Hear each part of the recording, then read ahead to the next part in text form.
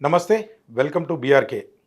మళ్ళీ తెరపైకి కాళేశ్వరం ప్రాజెక్ట్ వచ్చినట్టుగా కనబడుతున్నది. అంటే రేవంత్ గవర్నమెంట్ వచ్చిన తర్వాత ఈ కాళేశ్వరం పైన ఒక కమిషన్ అయితే ఏర్పాటు చేయడం జరిగింది.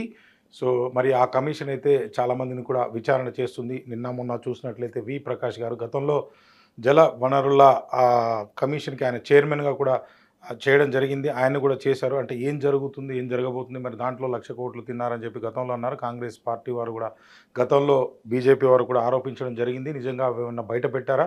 మరి కాళేశ్వరం ప్రాజెక్ట్ అయితే గత 10 సంవత్సరాల్లో ఆహ్, పాలన సాగించినటువంటి కేసీఆర్ గవర్నమెంట్‌లో అయితే నిర్మించడం జరిగింది. అది ఒక వైట్ ఎలిఫెంట్ అని చెప్పి గతంలో ఆహ్, చాలామంది అయితే చెప్పి ఉన్నారు. మరి ఇప్పుడు దాని పరిస్థితి ఏంది? ఏం జరుగుతుంది? ఆ వాటర్ మనం వాడుకుంటున్నామా? తెలంగాణకైతే ఒక 1,00,00,000 ఖర్చయినాయి అన్నారు. సో, మన ముందైతే ఈరోజు ఈ చర్చలో పాల్గొనడానికైతే మనతో పాటు మర్రి శశిధర్ రెడ్డి గారు ఉన్నారు. హైదరాబాద్ బ్రదర్స్‌గా కూడా ఆయనకైతే పేరుంది. సో, ఆయనకు వాటర్ పైన గాని మంచి సమగ్రమైనటువంటి డేటా అయితే ఆయన దగ్గర ఉన్నంత కూడా గవర్నమెంట్ దగ్గర కూడా మనం లేదని చెప్పొచ్చు. హనుమంతరావు గారు కావచ్చు, లేకపోతే ప్రకాష్ గారు గతంలో ఇంకా చాలామంది విద్యాసాగర్ రావు గారు ఇలాంటి వారు చాలా పెద్దవారు ఉన్నారు. నరహరి గారు వీళ్ళందరూ కలిసి దీనిపైన పార్టీలకు అతీతంగా కూడా కొంత వాటర్ పైన పనిచేసి ఉన్నారు. జనార్దన్ రెడ్డి గారితో గతంలో కూడా ఆయన హైదరాబాద్లో కలిసి వాటర్ కోసం పోరాడిన ఇద్దరు వ్యక్తుల్లో వీరి పేరు కూడా ముఖ్యంగా మనకైతే వినిపిస్తూ ఉంది. సార్ నమస్కారం సార్. నేనే తప్పు చెప్పలేదు అనుకుంటున్నాను. నాకు తెలిసిందైతే అది సార్. మరి ఎందుకంటే గతంలో మీరు హనుమంతరావు గారి దగ్గర నుంచి కూడా ఈ వాటర్ పైన అయితే వర్క్ చేస్తూ ఉన్నారు. మరి కాళేశ్వరం గురించి ఒక కమిషన్ అయితే ఇప్పుడు నడుస్తుంది. మరి అది కూడా ఏటీఎం సార్ ఏమన్నా దాంట్లో కూడా దండుకోవడానికి ఓపెన్గా చెప్తున్నాను సార్. ఇది common man talk show. Kaleshwaram project పైన గతంలో కూడా చాలా సందర్భాల్లో మాట్లాడడం జరిగింది. ఇప్పుడు కూడా ఒక కమిషన్ వేసే స్థాయికి వచ్చింది. సరే, కమిషన్ విచారణ జరుగుతుంది, అనేక అంశాలు బయటకు వస్తాయి, వాస్తవాలు తెలుస్తాయని చెప్పి నేను భావిస్తున్నాను. అయితే కాళేశ్వరం ప్రాజెక్టు ఎప్పుడైతే గతంలో ఉన్నటువంటి ప్రాణహిత చేవల్ల ప్రాజెక్ట్ని రీడిజైన్ చేసి మేము కొత్త ప్రాజెక్ట్గా దీన్ని తీసుకొస్తున్నామని చెప్పి కేసీఆర్ గారు మార్చి 31, 2016 అసెంబ్లీలో ఒక ప్రజెంటేషన్ చేశారు. ఆ ప్రజెంటేషన్ చూసిన తర్వాత చాలా ఆశ్చర్యం అనిపించింది. దాంట్లో ఏమాత్రం అసలు అనాలోచితంగా అవసరం లేనటువంటి వానిపైన నిధులు కేటాయించి దాటిపైన ఖర్చు పెట్టి చాలా రాష్ట్రం నష్టపడేటువంటి విధంగా పనులు జరిగాయి.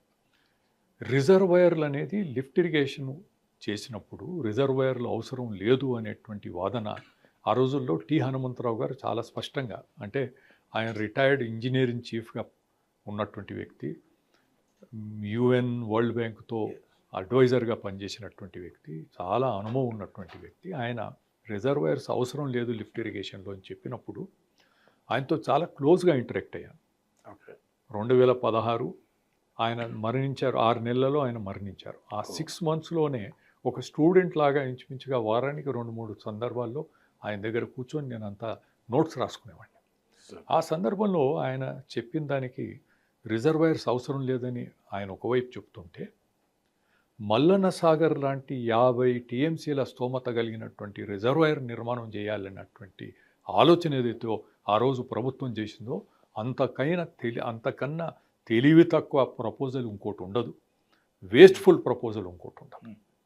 మామూలుగా మనం రిజర్వాయర్ ఏదైనా నిర్మాణం చేస్తే నదికి అడ్డంగా డ్యామ్ గట్టు, బ్యారేజ్ గట్టు ఏదో రకంగా చేస్తాం. మల్లన్న సాగర్ ఎక్కడొచ్చిందంటే అక్కడ ఏమీ లేదు. 20,000 ఎకరాలను అక్కడ 2 పంటలు, కనీసం మంచి పంటలు పండేటువంటి భూములు అక్కడ ఉన్నటువంటి గ్రామాల్లో రైతులు చాలా వేములఘాట్ అనేటువంటి విలేజ్లో ఇంచుమించుగా 2 సంవత్సరాలు నిరవధిక హంగర్ స్ట్రైక్ కూడా చేశారు.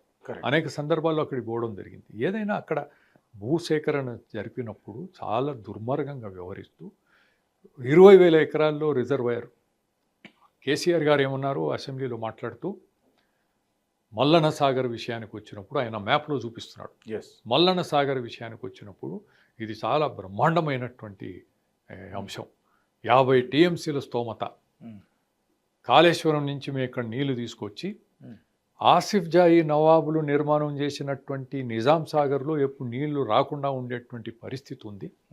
మల్లన్న సాగర్ నుండి పైపు ద్వారా హల్దీవాగులో నీళ్లు తీసుకెళ్తే హల్దీవాగు నుంచి డైరెక్ట్గా నిజాం సాగర్లో నింపుకోవచ్చు. అంతేకాదు కాకతీయ ఎస్ఆర్ఎస్పి శ్రీరామ్ సాగర్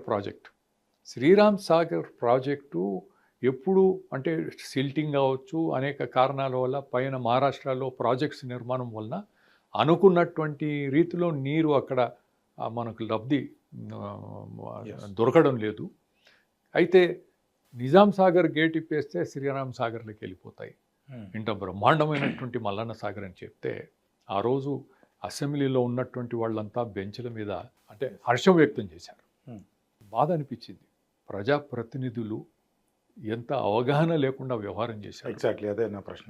ఆ రకంగా ఒక ముఖ్యమంత్రి గారు చెప్పినటువంటి ప్రణాళిక, అది తయారు చేసినటువంటి తీరు కూడా ఏ విధంగా ఉండిందంటే ఆ రోజుల్లో వారు ఎవరి మాట వినేది లేదు. ఆయనకు ఏది ఆలోచన వస్తే అదే విధంగా చేశారు. సార్ అంటే రెండు ప్రశ్నలు ఉన్నాయి సార్ ఇందులో. అంటే భయంతో చేశారా, అవగాహన లేక చేశారా? ఒక పెద్ద ప్రాజెక్ట్ ని తెలంగాణ వచ్చిన తర్వాత మనం నీళ్లు నిధులు నియామకాల కోసం కొట్లాడంతో నీళ్ళు అనేది ఒక పెద్ద ప్రాజెక్ట్ కేసీఆర్ గారు చెప్పారు కనుక ఆయన చెప్పిందే వేదం. అంటే భయం అనుకోవచ్చు, ఆయన మీద ఆయనను సంతోష పెట్టడానికి అనుకోవచ్చు. చాలా మటుకు అవగాహన రహితంగా జరిగిందని నేను అనుకుంటాను. తెలిసిన వాడు కూడా ఎందుకులే మనకెందుకు అని ఊరుకునేటువంటి పరిస్థితులు కూడా ఉన్నాయి. దీనికి కారణం ఏమిటంటే కాళేశ్వరం ప్రాజెక్టు ఎఫ్ఆర్ఎల్ వచ్చేసి 100 మీటర్లు.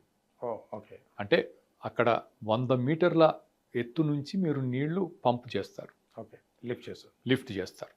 ఆ లిఫ్ట్ చేసినటువంటిది మల్లన్న సాగర్ వచ్చేసి 562 మీటర్ల ఎత్తు. అంటే 100 మీటర్ల నుంచి 462 మీటర్లు లిఫ్ట్ చేయాలి. ఎగ్జాక్ట్లీ 200 కిలోమీటర్లు పొడుగు డిస్టెన్స్. ఎగ్జాక్ట్లీ అంటే అంత దూరం అన్ని నీళ్లు తీసుకొని రావాలి. 50 టీఎంసీలు అక్కడ నింపుకోవాలంటే అది దానికి ఎంత ఖర్చు అవుతుంది? అదొకటి. వచ్చిన తర్వాత మీరు మల్లన్న సాగర్ ఆ లెవెల్కి వచ్చిన తర్వాత ఆ కాంటూర్ లెవెల్లో ఉన్నటువంటి భూములన్నీ ఆల్మోస్ట్ లేనట్టే. కరెక్ట్. అక్కడ ఇన్ని నీళ్లు పెట్టుకోవాల్సినట్టు అవసరం. లిఫ్ట్లో రిజర్వాయర్స్ అవసరం లేదు, లిఫ్ట్లో స్టోరేజ్ అవసరం లేదు అనేది చాలా అది బేసిక్ ప్రిన్సిపల్ అనమాట. Lift irrigation you don't need reservoirs. దానికి నేను చెప్తాను ఉదాహరణ చెప్తాను. అయితే మల్లన్న సాగర్ ముందు చెప్పేసి ఆయన ఏమన్నాడు కేసీఆర్ గారు, ఇక్కడి నుంచి మీరు నిజాం సాగర్ 440 మీటర్స్ హైట్, అక్కడి నుంచి SRSP Sriram Sagar 300 meters height.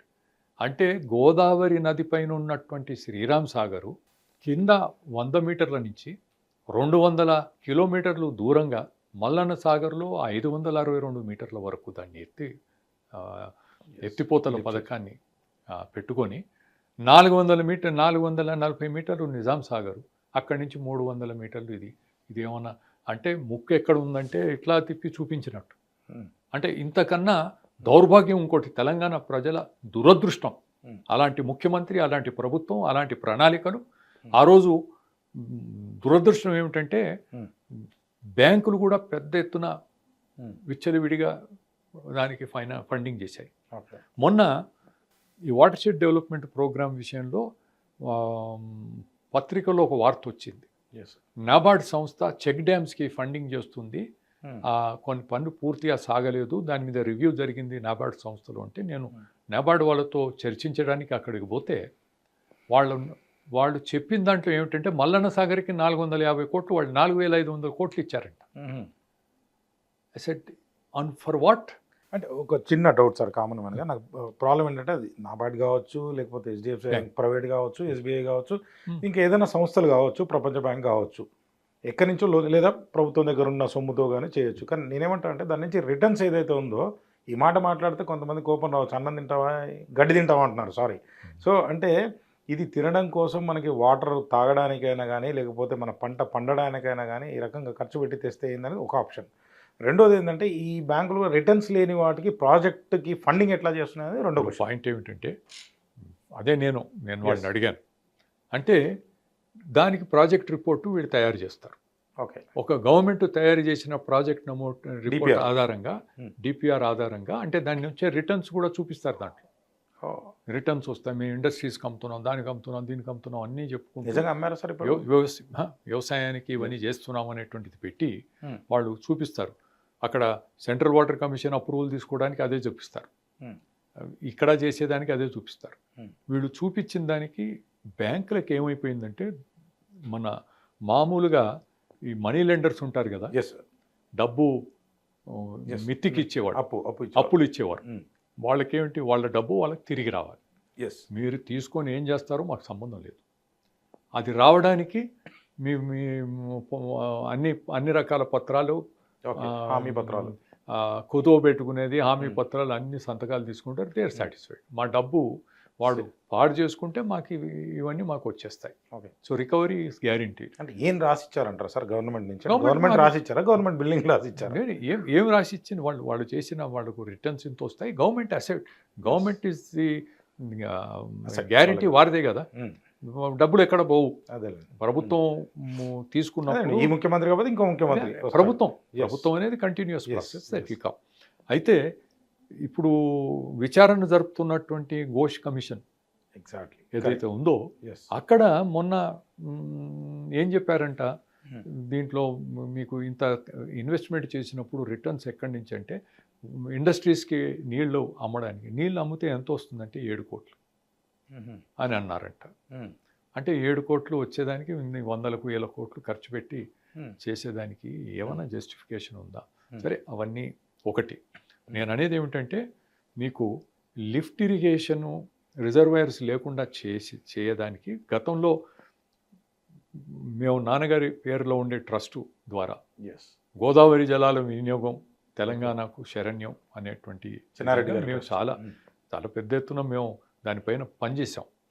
Lift ఇరిగేషనే మనకు శరణ్యం అనేటువంటిది కూడా చెప్పాం.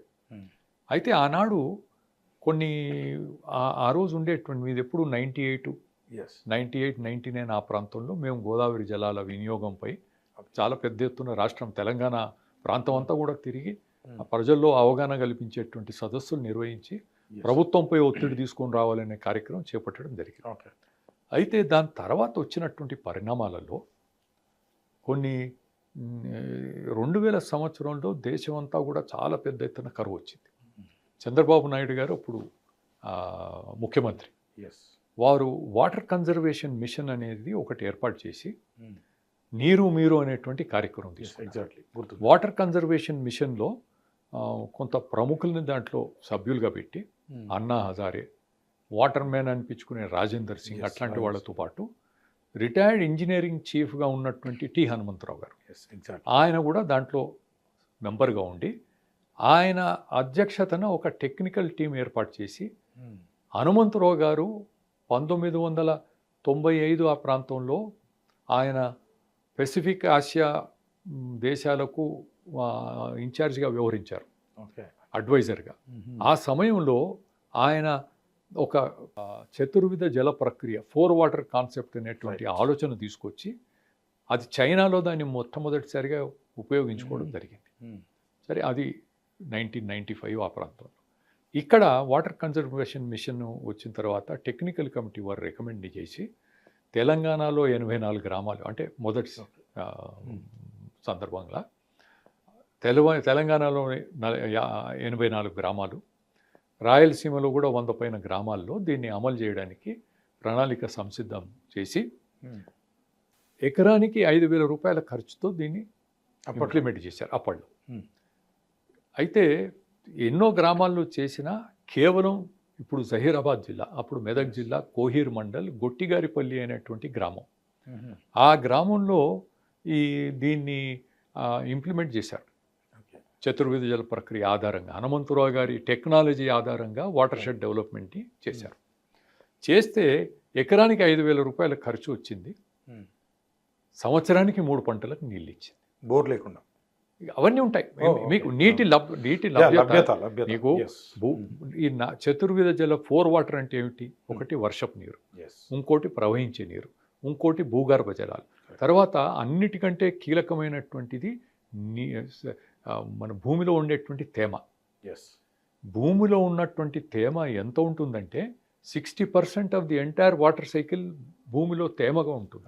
ఓకే. ఆ తేమను మనం ఎంత పెంచుకోగలిగితే, దాన్ని ఎంత మనం జాగ్రత్త చేసుకోగలిగితే అంత మనకు కరువు అనేది లేకుండా, కరువు ప్రభావం లేకుండా కూడా పంటలు పండుతాయి. అంటే ఇక్కడ sir, sorry to disturb sir, ఇక్కడ వాదన ఏంటంటే ఈ 4 లేవు కాబట్టి లేని సందర్భాల్లో మనం లిఫ్ట్ ద్వారా అదంతా అంటే బాహుబలి మోటార్స్ పెట్టి లిఫ్ట్ చేద్దాం అనేది వారాల చెప్పేది ఏమిటంటే ఈ 4 లేవు కాదు. మనం ఈ ప్రపంచంలో భూమి మీద ఎక్కడైనా వర్షం కురుస్తుంది. వర్షం కురిచినప్పుడు కొంత నీరు ఇంకిపోతుంది, భూమిలోకి వెళ్తుంది, కొంత వెళ్తుంది, కొంత ప్రవహించేటువంటి పరిస్థితులు వస్తాయి. ఎగ్జాక్ట్లీ. ఒక ఫస్ట్ లెవెల్ పడిన తర్వాత కొంత ప్రవహించేది మొదలు పెడితే అలాంటి ఫస్ట్ లెవెల్ అంటారు. కరెక్ట్. 2 కలిస్తే సెకండ్ లెవెల్ అవుతుంది, 2 సెకండ్ లెవెల్ కలిస్తే థర్డ్ లెవెల్. అంటే ప్రధానమైనటువంటి ఎయిర్ అనుకోండి, స్ట్రీమ్ అనుకోండి, అది పోయి ఒక చిన్న చెరువు కింద కన్వర్ట్ అవుతుంది. కరెక్ట్. అంటే కురిసినటువంటి వర్షం ఎక్కడున్నా, అంటే వాటర్ షెడ్ అంటే ఏమిటంటే కురిసినటువంటి వర్షం. ఆ వాటర్ షెడ్ అంటే మనం పడినప్పుడు ఎక్కడైతే కురిసి కింది ప్రవహిస్తుందో అది రిడ్జ్ అంటారు. ఓకే. అది రిడ్జ్. ఆ ప్రవహించేదంతా కూడా లోయ, వ్యాలీ. రిడ్జ్ నుంచి వ్యాలీ అంటే ప్రవహించేది మీకు స్లోప్ కావాలి కదా. ఎగ్జాక్ట్లీ. ఎక్కడ వర్షం కురిసినా ప్రవహించి మనకు రివర్ బేసిన్స్ అట్లాగే ఫామ్ అవుతాయి. కరెక్ట్. ఎక్కడ నీళ్ళు అక్కడ ఇంకిన తర్వాత ప్రవహించేది మొదలు పెడుతుంది. ఆ లెవెల్స్ని బట్టి వస్తాయి. అది వాటర్ షెడ్. ఒక వాటర్ షెడ్ బౌండరీలో అక్కడ మళ్ళీ అవతలికి పోతే ఇంకో వాటర్ షెడ్. ఇప్పుడు కృష్ణా గోదావరి పారివాహిక ప్రాంతాలు తీసుకుంటే హైదరాబాదు కృష్ణా నది పారివాహిక ప్రాంతం, నిజాంపేట అవతలికి పోతే అది గోదావరి పారివాహిక ప్రాంతం. సో అది న్యాచురల్గా ఏర్పడేటువంటి వాటర్ షెడ్స్. అటువంటి దాంట్లో అక్కడ జరిగింది ఏమిటంటే ఎక్కడైనా వర్షం పడుతుంది. కనీసం హనుమంతరావు గారు ఏం చెప్పారంటే 500 మిల్లీమీటర్ల వర్షం పడినటువంటి ప్రాంతాల్లో, అటవీ ప్రాంతాల్లో కూడా చెట్లు ఎప్పుడు పచ్చగా ఉంటాయి. ఎందుకంటే అది సమ్ ప్రాసెస్ టేక్స్ ప్లేస్, ఏదో ప్రక్రియ జరుగుతుంది. ఆ వర్షం పడిన తర్వాత ఎప్పటికీ తేమ ఉండేటువంటి విధంగా ఏదో ప్రక్రియ జరిగింది.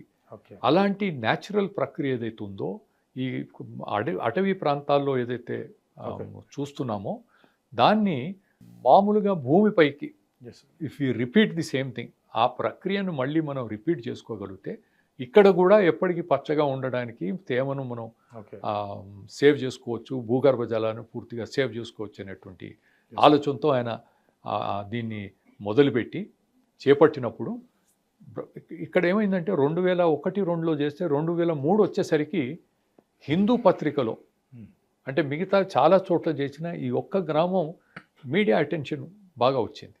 హిందూ పత్రికలో ఆనికేత్ ఆలం అని చెప్పి చాలా ఇంటెలెక్చువల్గా ఉండేటువంటి కరెస్పాండెంట్, ఆయన రాసినటువంటి ఆర్టికల్ 2003 జనవరిలో వచ్చింది. అంటే 1 ఇయర్లో దాని ఫలితం కనబడింది.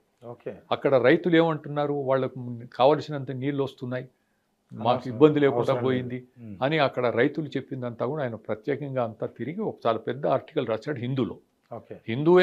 హిందూ పేపర్ అంటేనే స్టాండర్డ్ పేపర్. దాంట్లో ఈయన చాలా తర్వాత చాలా ప్రెస్టీజియస్గా ఉన్నటువంటి జర్నల్కి ఎడిటర్గా కూడా చేశాడు, ఈపీడబ్ల్యూ అనేటువంటి. సో అనికేతాలం రాసింది అది ఒకటే మనకు దొరికింది. హనుమంతరావు గారు కూడా ఆయన దగ్గర ఇది ఒకటే నాకు ఇచ్చాడు, వేరే ఎక్కడ చేసింది ఎక్కడ ఇలాంటి రిపోర్ట్ రాయలేదు. ఆయన చాలా సింపుల్ మనిషి, మామూలుగా డబ్బా కొట్టుకునే వ్యవహారం చేసి ఉంటే దాన్ని ఇంకో రకంగా చేసేవాడు. ఆయనే ఇది జరగాలి, జరిగింది, లాభపడుతున్నారు. సో దీన్ని అది చూసిన తర్వాత 2003కే వచ్చింది. అప్పుడు 2004లో కాంగ్రెస్ ప్రభుత్వం వచ్చినప్పుడు అంతకుముందు ఏం జరిగిందంటే వాటర్ షెడ్ డెవలప్మెంట్ అనేటువంటి మాట మీరు మాట్లాడితే 1972-73లో DPAP drought prone area programme కేంద్ర ప్రభుత్వం ప్రవేశపెట్టి, అంటే కరువు ప్రాంతాలను కరువుని ఎదుర్కోవడానికి పట్టాల్సినటువంటి కార్యక్రమాలను డ్రౌట్ ప్రోన్ ఏరియా ప్రోగ్రామ్ అని డిపిఏపి అది చేస్తూ దానికి అనేకమైనటువంటి పేర్లు మారుతూ అంటే ఇప్పుడు 50 సంవత్సరాలు దాటిపోయింది. 72-73 అంటే ఇప్పుడు మనం 25లో ఉన్నాం.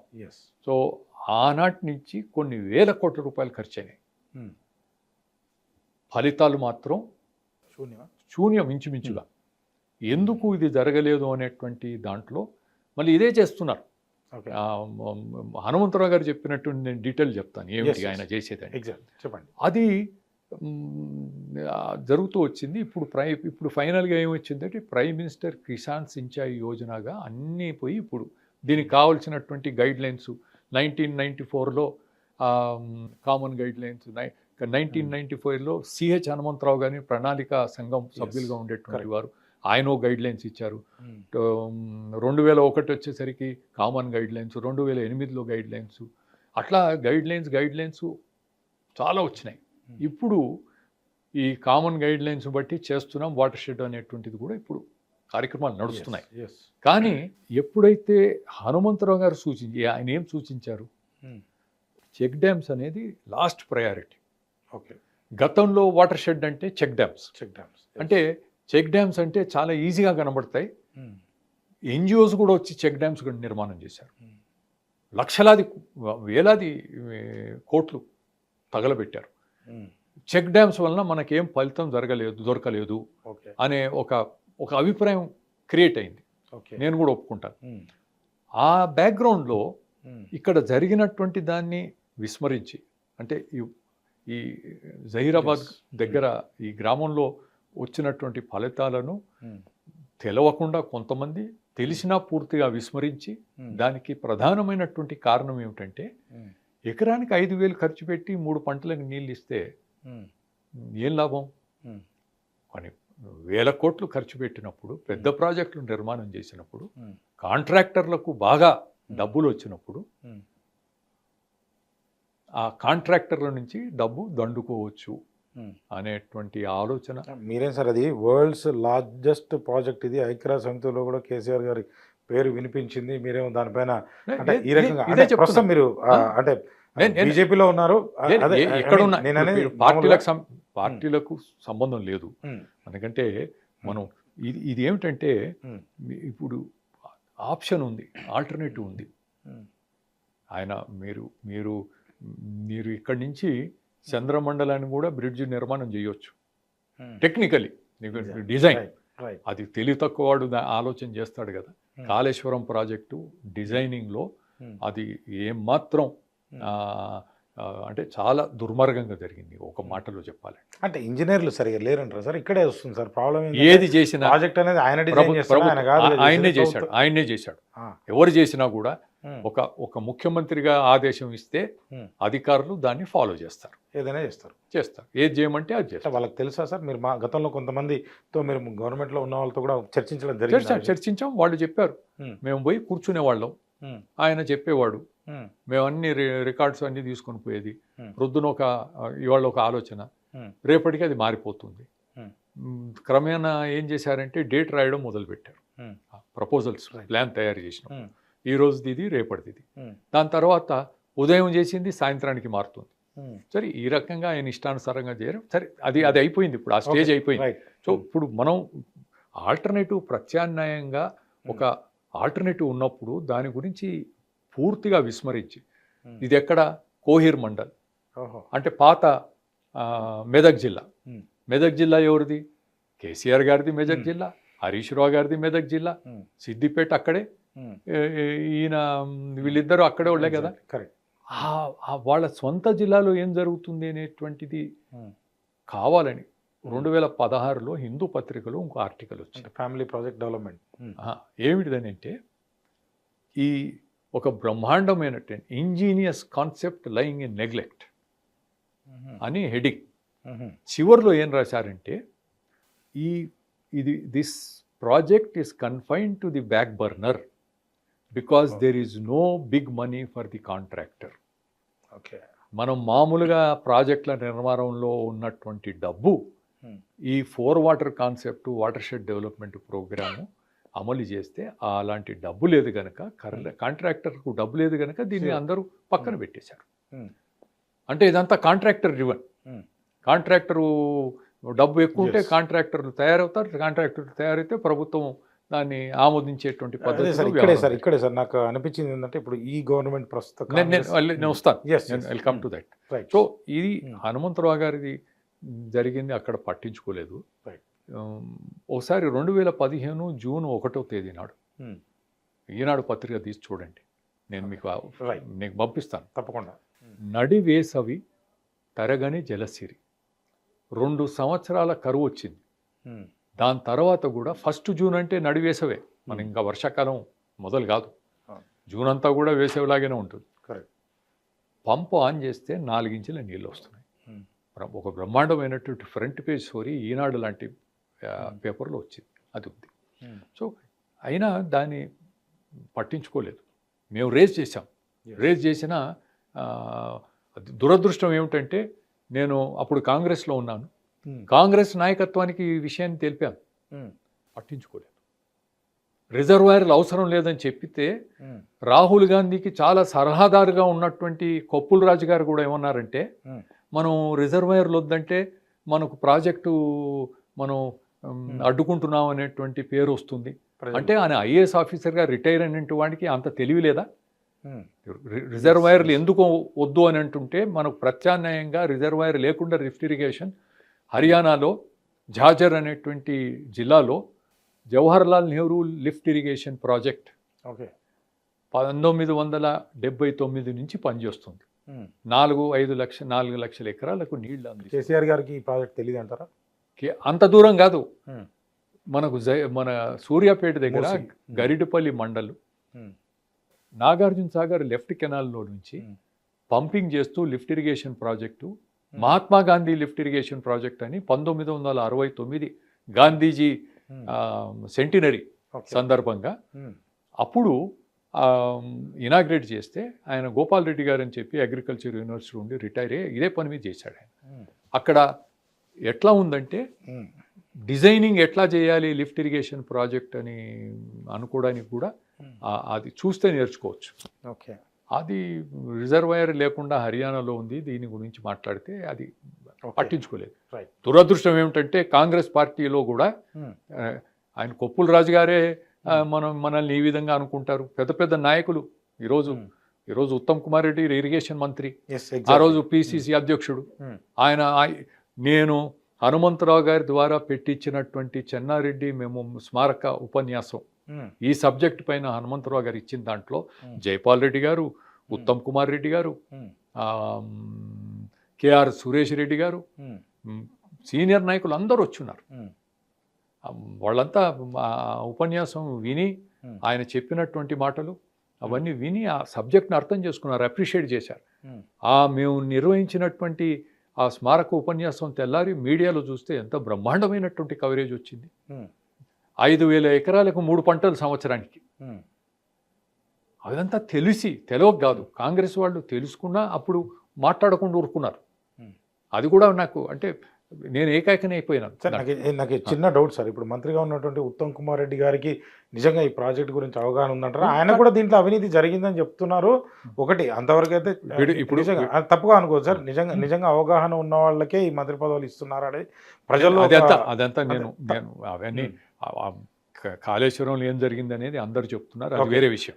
కానీ ప్రత్యామ్నాయంగా ఈ 4 వాటర్ కాన్సెప్ట్ చతుర్విధ జల ప్రక్రియతో వాటర్ షెడ్ డెవలప్మెంట్ 5,000 అప్పుడు ఆ రోజు 5,000 15,000 దీన్ని చేసుకోవచ్చు అనేటువంటి ఆలోచన ఆ రోజు చెప్పినప్పుడు అందరూ బాగుందని అనుకున్నటువంటి వారు.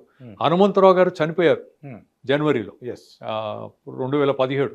చనిపోయిన తర్వాత జనవరి 3వ వారంలో ఇంకో రౌండ్ టేబుల్ పెట్టి దీన్ని ముందుకు ఎట్లా తీసుకొని పోవాలనేటువంటి దాంట్లో చెప్పిన తర్వాత ఉత్తమ్ కుమార్ రెడ్డి గారు కూడా వచ్చారు పిసిసి అధ్యక్షునిగా.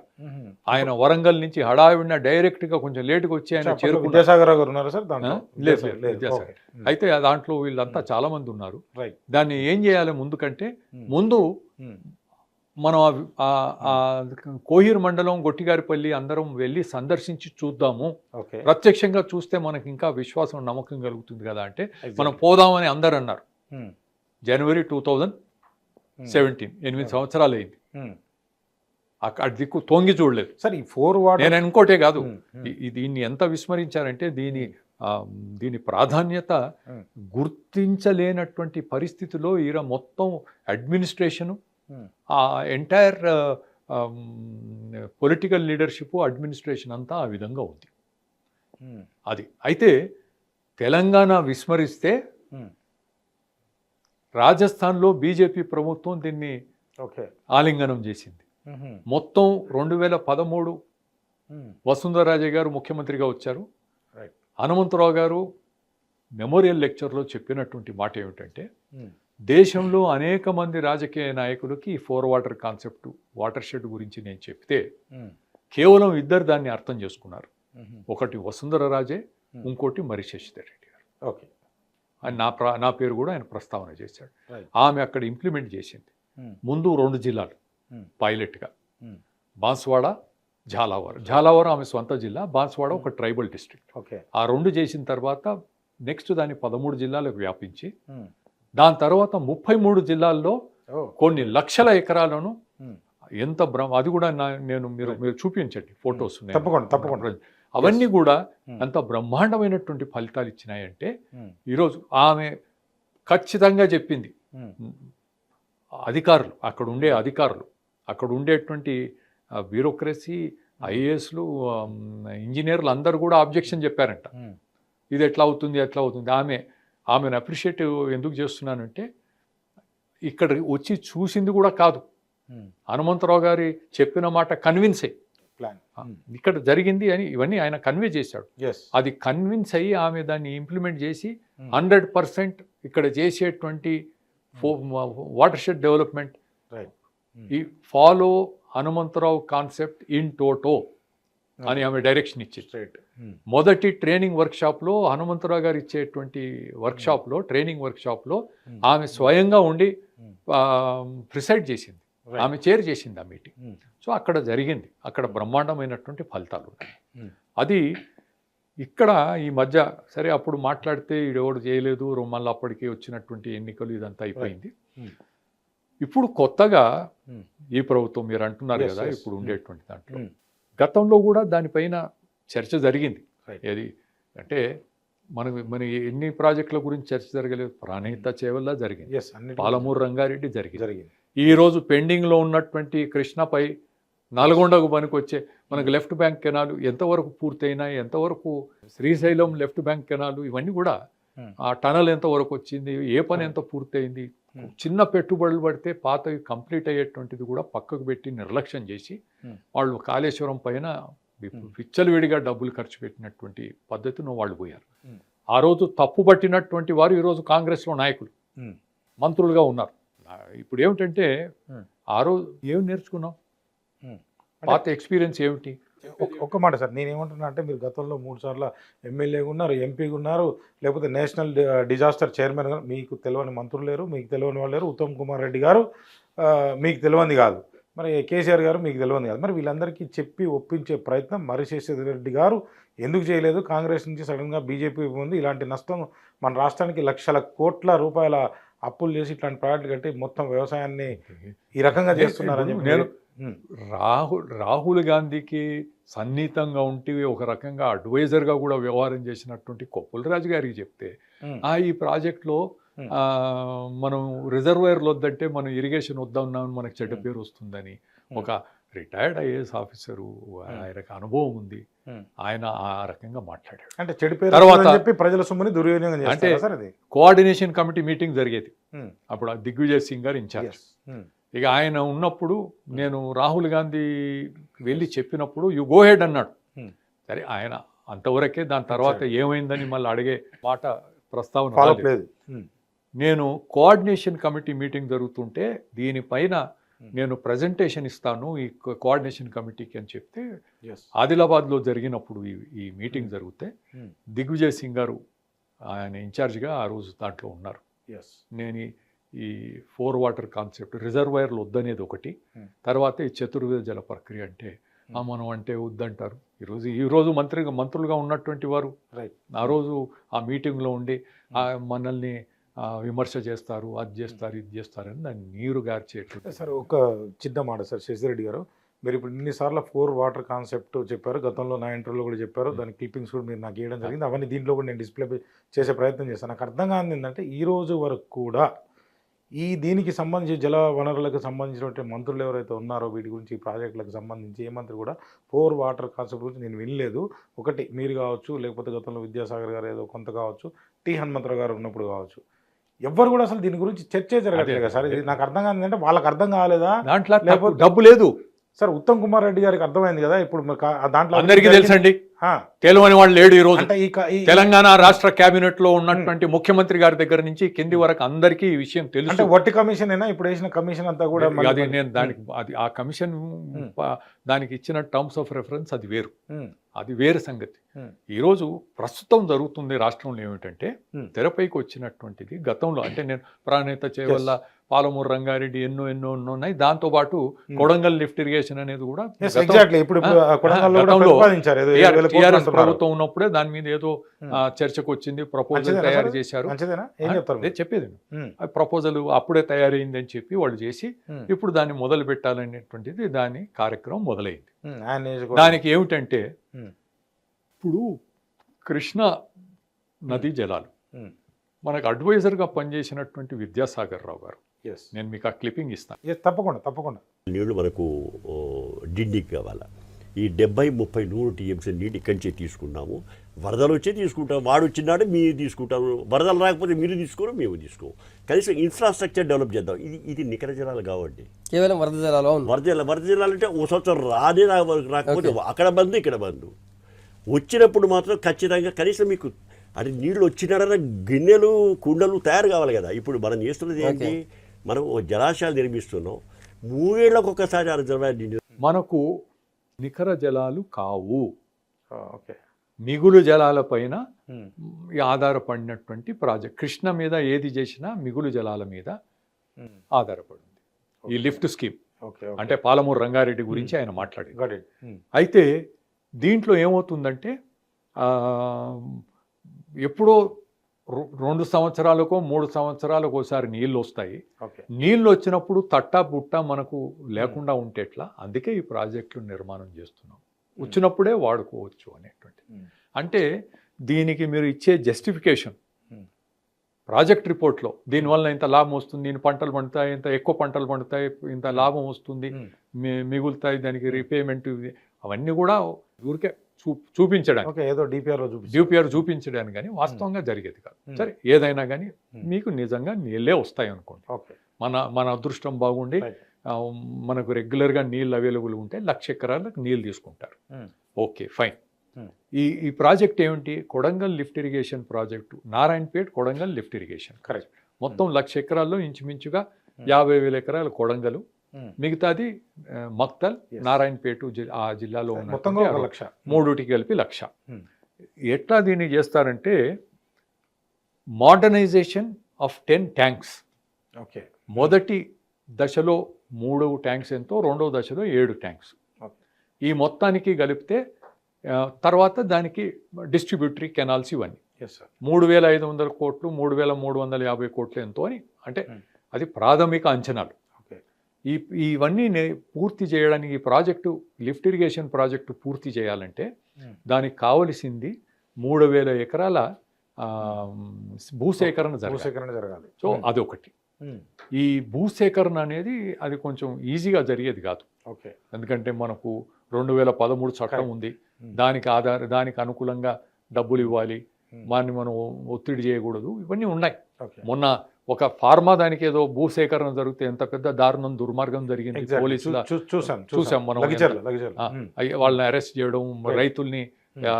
అంటే భూసేకరణ అనేది వాడికి ఉండేది ఆస్తి పోగొట్టుకుంటే ఎవడైనా కూడా ఇబ్బంది పడతారు. సరే ఏదైనా భూసేకరణ ప్రక్రియ సమయంతో దానికి కావాలి, టైం పడుతుంది. 3,500 భూసేకరణకు కావాల్సింది. తర్వాత లిఫ్ట్ ఇరిగేషన్ కదా, ఎలక్ట్రోమెకానికల్ వర్క్స్ ఉంటాయి, పంపింగు, దానికి ఇవన్నీ కూడా. దానికి సంవత్సరానికి ఇంత పెరిగిపోతుంది, దానికి కొన్ని 100 కోట్లు పడతాయి. మొత్తం నా అంచనా ఏమిటంటే ఇంచుమించుగా 7,000 కోట్లు అవుతుంది పూర్తి ప్రాజెక్ట్. ఇప్పుడు ఈ 4,000 భూసేకరణ పూర్తి కావడానికి కూడా టైం పడుతుంది.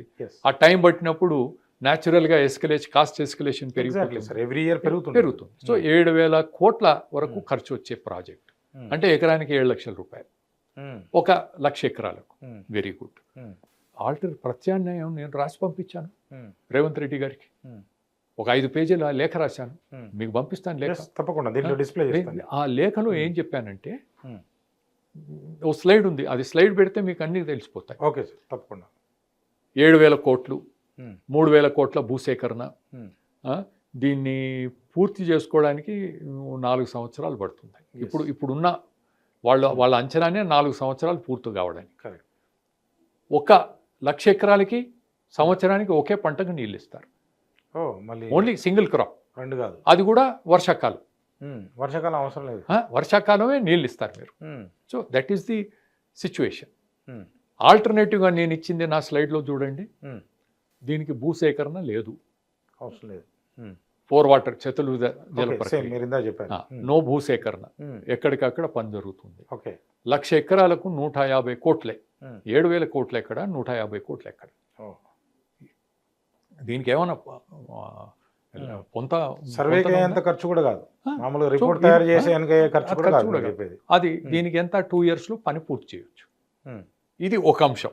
1,00,000 ఎకరాలకు 150 కోట్లు, 7,000 కోట్లు. జనం ఆలోచన చేయాలి. ఇది వీలవుతుంది, సాధ్యమవుతుంది అని చెప్పి వారికి నేను రాసి పంపించాను. దీన్ని ఎగ్జామిన్ చేయించమని చెప్పి రాసి పంపించాను. దీన్ని ఆపేది ఎట్లా సార్? నేను చెప్పేదేనండి, నేను చెప్తాను క్రమంగా. ఇది అయిన తర్వాత ఇంకొక అంశం కూడా ఉంది. ఇంకొకటి ఏమిటంటే, ఈ 10 ట్యాంకులు ఏవైతే ఉన్నాయో దానిపైన దాన్ని పెంచుకోవడానికి, దాని స్తోమత పెంచడానికి, మోడర్నైజేషన్ అంటే ఏంటి, తీసుకొని పెంచుతారు. దానికి 3,000 ఎకరాల భూసేకరణ చేస్తారు. ఓకే, ఈ ట్యాంకు ఎక్కడైతే ఉంటుందో ఆ దాంట్లోకి వచ్చే నీరంతా కూడా దానికి ఉండేటువంటి వాటర్ షెడ్, దానికి సంబంధించినట్టు క్యాచ్మెంట్ ఏరియా ఉంటుంది. ఒక చెరువులోకి నీళ్ళు రావాలంటే ఆ క్యాచ్మెంట్లో కురిసిన వర్షమే నీళ్లుగా చెరువులోకి వస్తాయి. సరే, అవి తక్కువ ఉన్నాయి. ఈరోజు ఈ 10 చెరువుల కింద సాగయ్యేటువంటి భూమి 3,900 పైచిలుపు ఎకరాలు. ఓన్లీ 3,900 10 చెరువుల కింద ఈరోజు మనం పంట పండించుకుంటున్నాం. దాన్ని 1,00,000 ఎకరాలు చేస్తారు, బయట నుంచి నీళ్ళు తీసుకొస్తారు. ఫైన్. దీనికి ఉండేటువంటి క్యాచ్మెంట్ ఎంత ఉందో 77,000 ఎకరాల క్యాచ్మెంట్ ఉంది. ఈ చెరువుల పైన ఉండేటువంటి క్యాచ్మెంట్ 77,000 ఎకరాలు ఉంది. నేను దీన్ని వ్యాప్కోస్ సంస్థ ద్వారా దీని మ్యాప్ తెప్పించాను. దీన్ని మొత్తం వాళ్ళు టోటల్గా మ్యాప్ తయారు చేసి ఇచ్చారు. నేను ఏది మాట్లాడినా పూర్తి ఆధారాలతో, ఎవడు కూడా దీన్ని కౌంటర్ ఇవ్వడానికి స్కోప్ లేదు. తప్పకుండా దాన్ని డిస్ప్లే చేసి నేను ఏది చెప్పినా కూడా nobody can counter it. It is my challenge. Dr. K. Lakshman need to address the problem of drinking water in India. Thank you, Deputy Chairman, sir.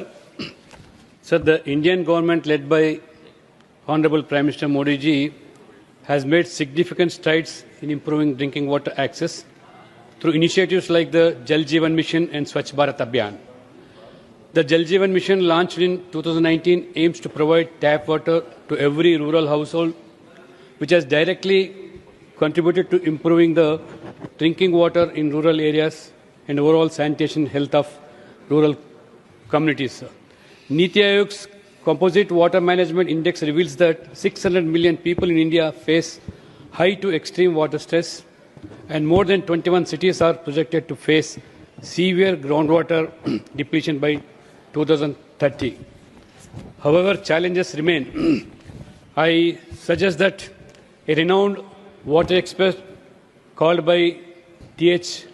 Hanumantrao, who has suggested 4 water concept, was implemented in some villages of the combined state of Andhra Pradesh in 2001 and 2. One such village is Gottigaripalli in Zahirabad district, implemented at a cost of rupees 5,000 per acre. It has been consistently providing not only safe drinking water to all the nearby villages, but also water to irrigate 3 crops in a year, even to this day after 23 years. The concept was totally ignored by the successive governments, Congress and TRS governments in Telangana since 2004, and voted by major projects consisting rupees 7 to 8 lakhs per acre just to help some contractors. However, the BJP government Rajasthan implemented watershed program based on Hanumantrao concept under Mukhyamantri Jal Swalamba Yojana in 33 districts. covering lakhs of acres and providing safe drinking water, which has transformed Marubhumi, Rajasthan. Sir, I appeal through you, sir, to the government to focus on measures such as four-water concept and rainwater harvesting by sustainable water use practices, and also to enhance water quality monitoring systems, which are crucial, and nationwide awareness campaigns focusing on water conservation. Thank you very much, sir. Thank you. ఇది కాదు అని చెప్పడానికి ఎవరికి గుండె ధైర్యం చేయలేరు. So అది వాస్తవం. సో మీకేమవుతుందంటే మీరు ఓకే లిఫ్ట్ ఇరిగేషన్ చేస్తున్నారు, చేసినప్పుడు 1,00,000 ఎకరాలకు ఇస్తారు. ఓకే, ఈ భూములు పైన ఉన్నటువంటి 77,000 ఎకరాలు ఏవైతే ఉన్నాయో వాడికి ఏం లాభం లేదు. Okay, they will remain like that. మనం ఏం చేసుకున్నామంటే ప్రభుత్వాలు ఏ పార్టీ అయినా కూడా పేదలకు భూమి ఇచ్చేసి, ఎటువంటి భూములు ఇచ్చినాం, అక్కడ నీటి వనరులు లేవు, పనికిరాని భూములు, శలకలు, ఏమి పండదు అక్కడ భూమి. ఏదో అంటే రైతు తీసుకున్న వాళ్ళకు కూడా ఏంటంటే దాంట్లో కూడా దళితులు, ఎగ్జాక్ట్లీ వాళ్ళని చూసి మనం ట్రైబల్స్, పేదవారు, బలహీన వర్గాల వారు, అటువంటి వాళ్ళకే పేదవారికి ఇస్తున్నాం భూమి. భూమి లేనివాడు అంటే పేదవాడు, వాడికి భూమి ఇస్తే వాళ్ళకు కూడా ఏంటంటే ఆశ, మాకేదో భూమి ఉంది అని చెప్పుకోవడానికి. ఎంత పంటలు పండుతాయి, వాడు ధైర్యం చేసేదని దున్నుకొని పంటలు పండాలని చెప్తే వర్షాధారం పంటలు, వర్షం సరిగా పండితే అక్కడికక్కడికి వస్తుంది. నష్టపోతే భూములు అమ్ముకొని పోయినటువంటి దాఖలాలు చాలా ఉన్నాయి. అంటే వాడు ఆత్మహత్యలు చేసుకోవడం కానీ, వలసపోవడం కానీ, ఇవన్నీ కూడా జరుగుతున్నాయి. లాభపడింది లేదు. అటువంటి వాళ్ళ పరిస్థితి ఈరోజు 4 వాటర్ కాన్సెప్ట్ వలన ఉండేటువంటి ఫలితం ఏ విధంగా ఉంటుందంటే, గొట్టిగారిపల్లి గ్రామంలో కూడా మేము చూసాం. అక్కడ ఉండే అక్కడ ఉండే దళితులు, అక్కడ ఉండే ఎస్టీలు, బలహీన వర్గాలు, వాళ్లకు ఉండే భూములంతా కూడా ఈరోజు 3 పంటలు పండే భూములు అయిపోయినాయి.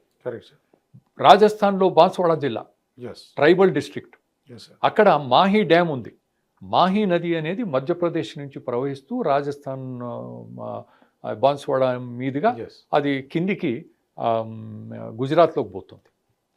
ఆ మాహీ డ్యామ్ కింద బాన్స్వాడ జిల్లా కేవలం 25% వరకే అక్కడ నీటిపారుదలకు పనికొస్తుంది. మిగతాది ఇది గుజరాత్ సరిహద్దులో ఉంది, గుజరాత్లోకి పోతుంది. అంటే ఇది మోడీ గారి ప్రభావం వలన అంతా మోడీ గారు తీసుకెళ్తున్నారని చెప్పడానికి కాదు, సహజంగా ఉండే ప్రభావం కిందికి పోతాయి కదా, అట్లా పోతుంది. ఈ బాన్స్వాడలో ఉన్నటువంటి ట్రైబల్స్, ఆదివాసీలు, పైన ఉండేటువంటి వారు వర్షాధార పంటలతో ఇంత దరిద్రంగా ఉండేటువంటి వారు ఈరోజు అక్కడ 3 పంటలు పండుతున్నాయి సంవత్సరానికి. అది అక్కడ మన కళ్ళారా చూడడానికి ఉంది. ఇక్కడ గొట్టిగారిపల్లి ఒకటే గ్రామం అయితే అక్కడ ఇన్ని పెద్ద ఎత్తున ఉంది. సరే, ఇది ఒకటి అయింది. నేను ముఖ్యమంత్రి గారికి అక్టోబర్ నెలలో రాశాను. అక్టోబర్ 3వ తేదీ నాడు మేము రౌండ్ టేబుల్ పెట్టాం. ఎన్ఆర్ఎస్ఏ నుంచి సైంటిస్టులను పిలిచాం. అంటే ఊరికేదో మేము ఆషామాషి దీనికి ఫీజిబిలిటీ ఈరోజు వాటర్ షెడ్ డెవలప్మెంట్ ప్రోగ్రామ్కి అంతా కూడా స్టేట్ రిమోట్ సెన్సింగ్ ద్వారా మ్యాపింగ్, ప్లానింగ్ అంతా వాడు చేస్తారు. సో ఎన్ఆర్ఎస్ఏ వాళ్ళని పిలిచాను. వాళ్ళు ఏ విధంగా చేయగలుగుతాం అనేది వాళ్ళు చెప్పారు. రాజస్థాన్లో ఇంప్లిమెంట్ చేసి రిటైర్ అయినటువంటి ఇంజనీర్స్ను పిలిచాము. ఎక్కడెక్కడ ఏం జరిగిందో వాళ్ళు చెప్పారు. తెలంగాణ వారు ఎక్కడైతే రాజస్థాన్లో పనిచేసిన వాళ్ళు ఉన్నారో వాళ్ళని పిలిపించాను. వాళ్ళ అనుభవాలంతా చెప్పారు. జహీరాబాద్ దగ్గర గొట్టిగారిపల్లి ఆ గ్రామస్తులను ఒరిజినల్గా ఎవరైతే భూములు ఇచ్చి లాభపడి ఉన్నారో వాళ్ళని పిలిపించాను. అంటే అందరం కూర్చొని చర్చించుకుంటే ఇది ఖచ్చితంగా కొడంగల్ ప్రాజెక్టుకు ప్రత్యామ్నాయంగా వాటర్ షెడ్ డెవలప్మెంట్ ప్రోగ్రామ్ చేయొచ్చు అనేటువంటి అభిప్రాయంతో ఎక్స్పర్ట్స్ అంతా కూడా కలిసి అనుకున్న తర్వాత ఈ లెటర్ రాయడం జరిగింది. సరే, ఈ లెటర్ రాసిన తర్వాత నాకేమొచ్చింది, SMS వచ్చింది ముఖ్యమంత్రి గారి కార్యాలయం, CMO నుంచి, your letter address to the chief minister has been sent to special chief secretary irrigation command area development. 4 water concept అనేది it is implemented by rural development. Watershed development అనేది rural development అని. సరే, irrigation ఇది lift irrigation కనుక అక్కడికి పంపించారు. అసలు దీన్ని ఎగ్జామిన్ చేసి ఫీజిబిలిటీ చెప్పాలి వీళ్ళు. ఇరిగేషన్ వాడికి తెలియదు. ఈ రూరల్ డెవలప్మెంట్ డిపార్ట్మెంట్ వాడు హ్యాండిల్ చేస్తాడు వాటర్ షెడ్.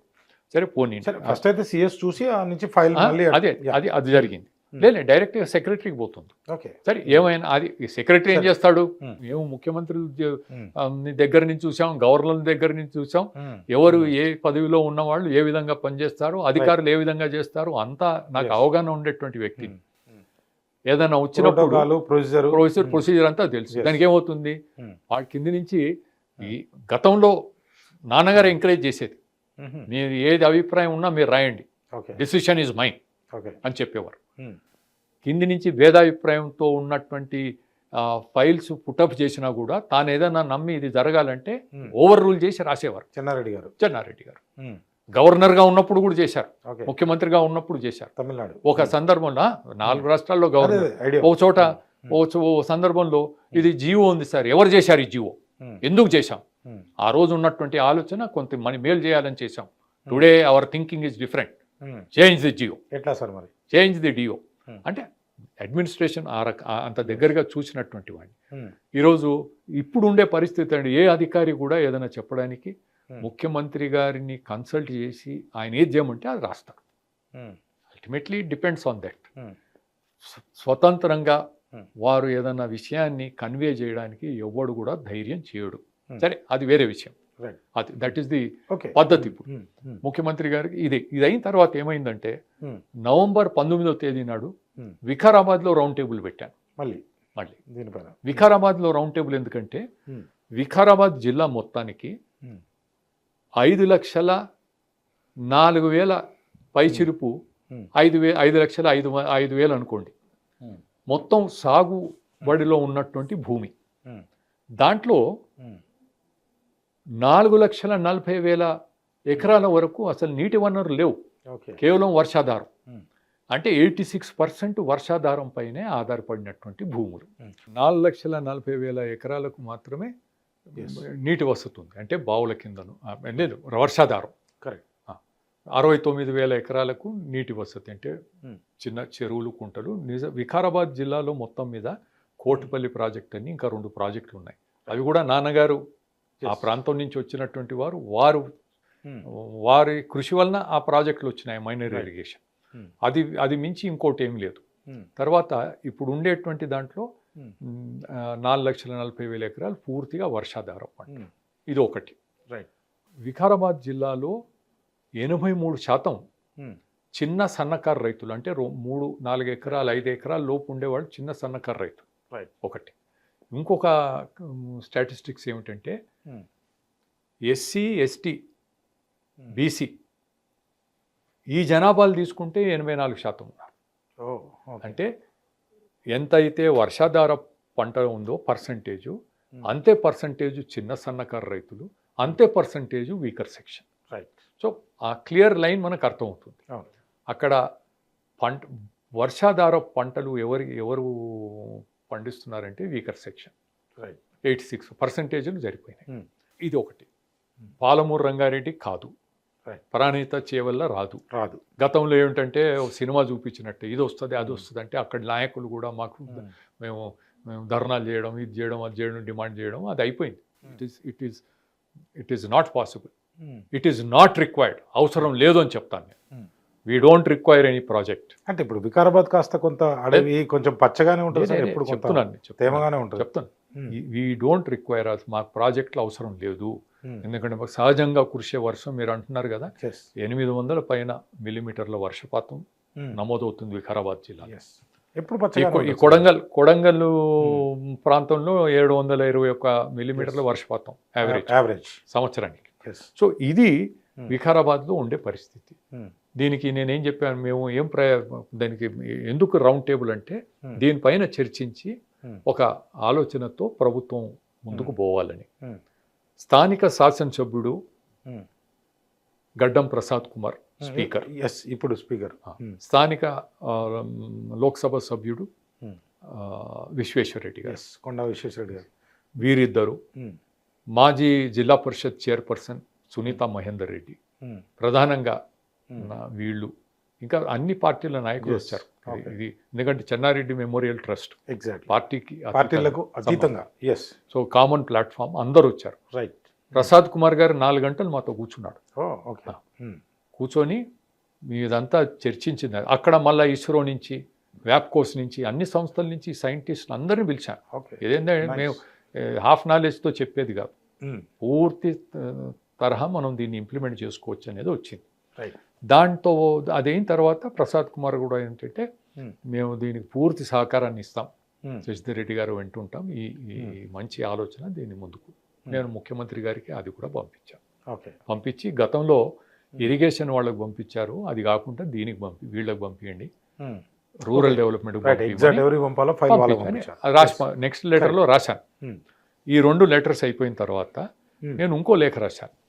ఇప్పుడు మీరు ఏమిటంటే గతంలో చిన్నారెడ్డి గారు, డాక్టర్ చిన్నారెడ్డి, ఆయన రూరల్ డెవలప్మెంట్ మంత్రి రాజశేఖర్ రెడ్డి క్యాబినెట్లో. ప్రస్తుతం చీఫ్ సెక్రటరీగా ఉన్న శాంతకుమార్ గారు, శాంతికుమార్ గారు అప్పుడు చీఫ్ సెక్రటరీ, ఇప్పుడు చీఫ్ సెక్రటరీ. ఆ రోజుల్లో చిన్నారెడ్డి గారు మంత్రిగా ఉన్నప్పుడు ఆమె రూరల్ డెవలప్మెంట్ కమిషనర్. ఓకే. వారిద్దరూ ఈ గొట్టిగారిపల్లి గ్రామానికి వెళ్ళారు. వెళ్ళడం జరిగింది. వెళ్ళడం జరగడమే కాదు, అక్కడ ఉండేటువంటి పరిస్థితి చూసి ఒకేసారి 80 బోర్వెల్ శాంక్షన్ చేశాడు. వీకర్ సెక్షన్ దళితులకి, ట్రైబల్స్కి అంతా కలిపి 80 బోర్వెల్ శాంక్షన్ చేశాడు. అంటే అక్కడంతా పచ్చదనం, నీళ్లు అంతా కనబడుతున్నాయి కదా. అప్పటికి వాల్టా చట్టం ఉంది, అప్పుడు ఇచ్చేశారు. ఆమె కూడా వాళ్ళిద్దరూ వెళ్ళినటువంటి వారు. నేనే ఉన్నాను. నేనేమో ముఖ్యమంత్రి గారు నేను చెప్పింది ఏమిటంటే, ఆయన డిసెంబర్లో జహీరాబాద్ పోతున్నారు. ఓకే. అక్కడ ఏదో ఇనాగ్రేషన్ చేయడానికి, ఫ్లైఓవర్ ఇనాగ్రేషన్ చేయడానికి జహీరాబాద్ పోతున్నారు.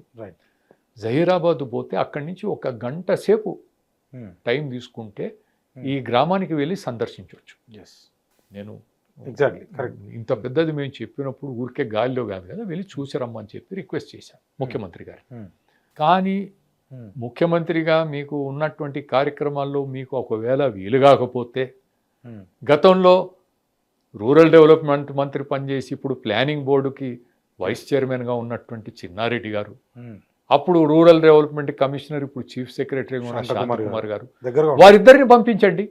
వాళ్ళిద్దరిని పంపించి రిపోర్ట్ తెప్పించుకోండి.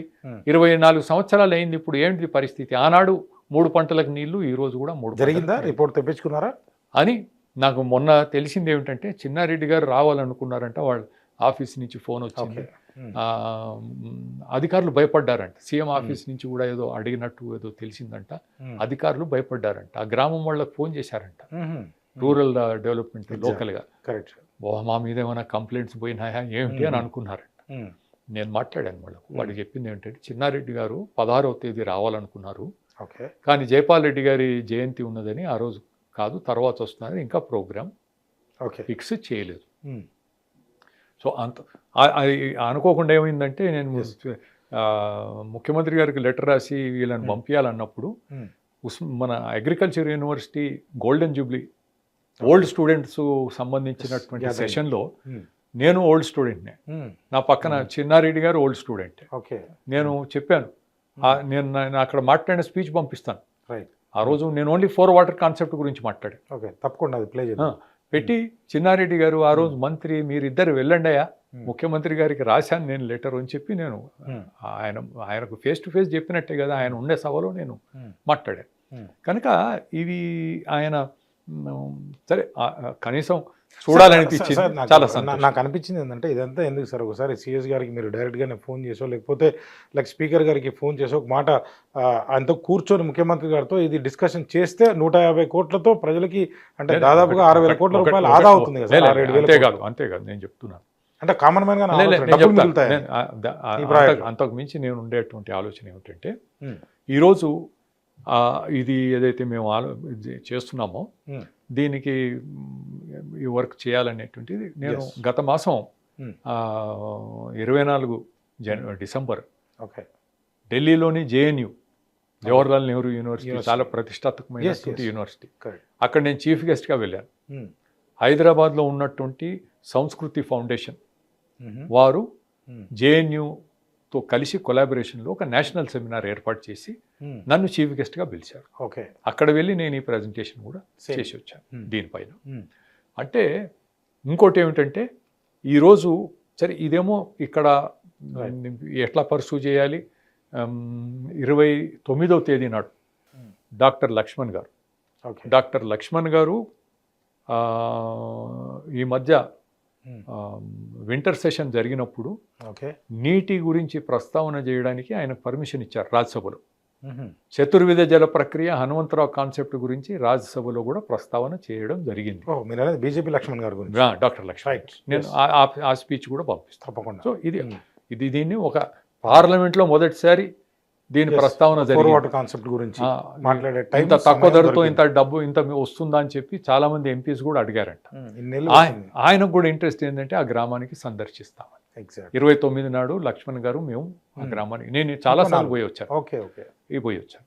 ఈ మధ్యకాలంలో నేను కోడంగల్ ప్రాజెక్టు సీఎంకు రాసినటువంటి లెటర్ అంతా కూడా రాష్ట్ర గవర్నర్ వారిని కలిసినప్పుడు వారికి ఒక ప్రత్యేకమైనటువంటి ప్రజెంటేషన్ తయారు చేసి గవర్నర్ గారికి ఈ 4 వాటర్ కాన్సెప్ట్ ఏమిటి అది ఇది అని ఆయనకు నేను ప్రజెంటేషన్ ఇచ్చి వచ్చి ముఖ్యమంత్రి గారికి రాసినటువంటి లెటర్ గురించి కూడా ప్రస్తావన చేసి నన్ను అడిగారు, మీరు ముఖ్యమంత్రి గారితో డిస్కస్ చేశారా అని. నేను డిస్కస్ చేయడానికి తయారు, I'm ready, because I have అంత ఫింగర్ టిప్స్లో ఉంది, ఏంది ఎట్లా చేయాలనేది అన్నీ చెప్పగలుగుతాను. కరెక్ట్. ఆయన వినడానికి మాట్లాడడానికి రెడీగా ఉంటే ఐ హ్యావ్ నో అబ్జెక్షన్. ఇది పార్టీలు కాదు కదా, ప్రజలకు మేలు జరిగేటువంటి దాంట్లో I'm ready to talk to anybody. సరే గవర్నర్ గారు అడిగాను, లేదండి ఆ సందర్భం రాలేదని చెప్పాను. ఆయన రాసిందని నేను రిక్వెస్ట్ చేశాను, మీరు విజిట్ చేయాలి. ఆయన ఈ మధ్య 2-3 సార్లు కూడా కలవడం జరిగింది. మళ్ళీ రేపు అట్ హోమ్లో కూడా కలుస్తాము.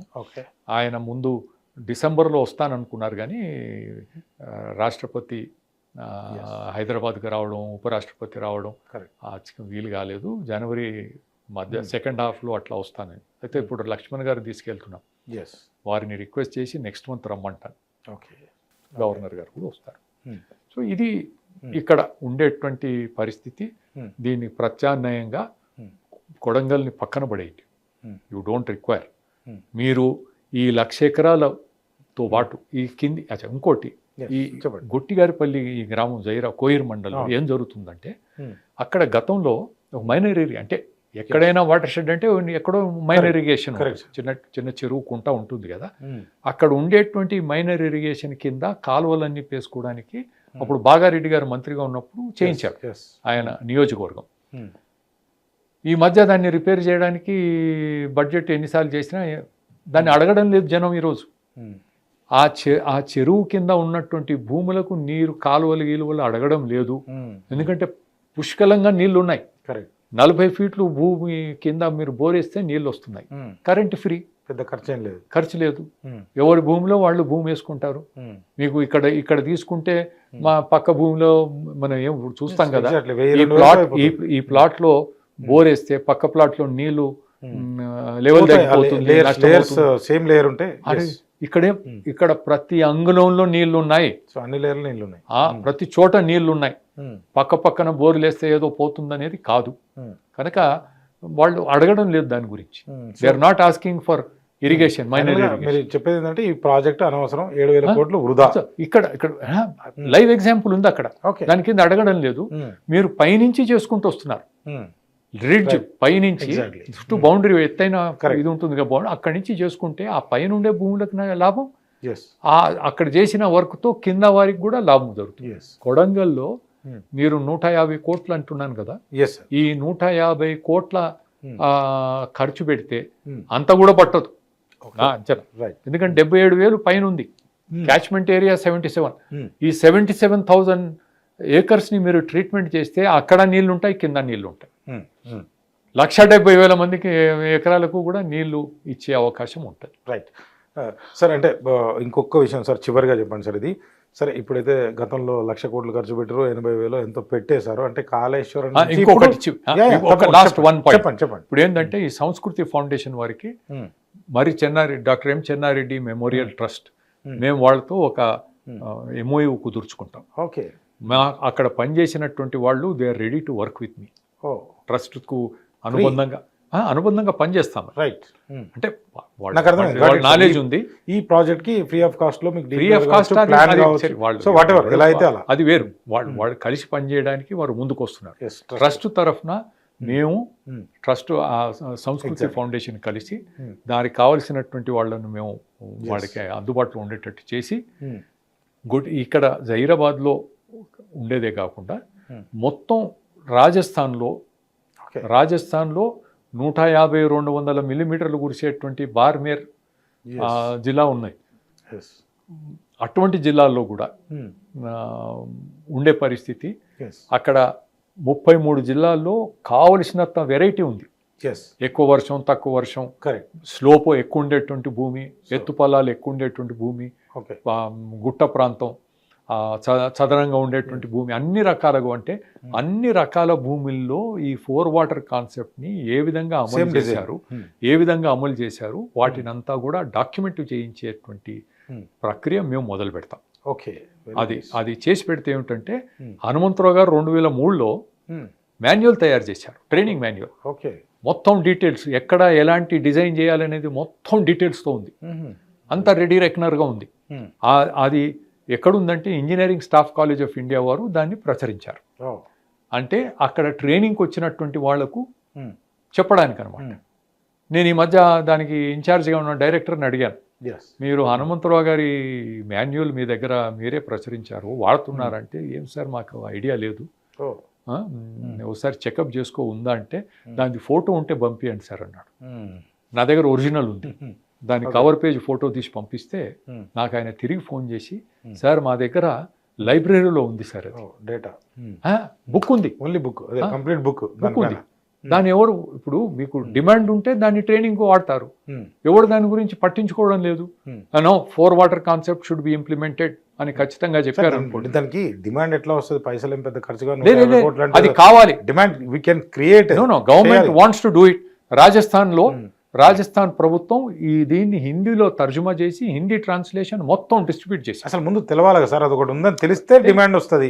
రాజస్థాన్ వాళ్ళు చేశారు కదా. Yes. పొలిటికల్ ఆ రోజు Yes, బీజేపీ గత interview లో ప్రభుత్వం, నాకు చెప్పారు మీరు. బీజేపీ ప్రభుత్వం వాళ్ళు అక్కడ ఇంప్లిమెంట్ చేసినప్పుడు ఈ మాన్యువల్ని హిందీలో ట్రాన్స్లేట్ చేసి మొత్తం అందరికీ డిస్ట్రిబ్యూట్ చేశారు. ఓకే.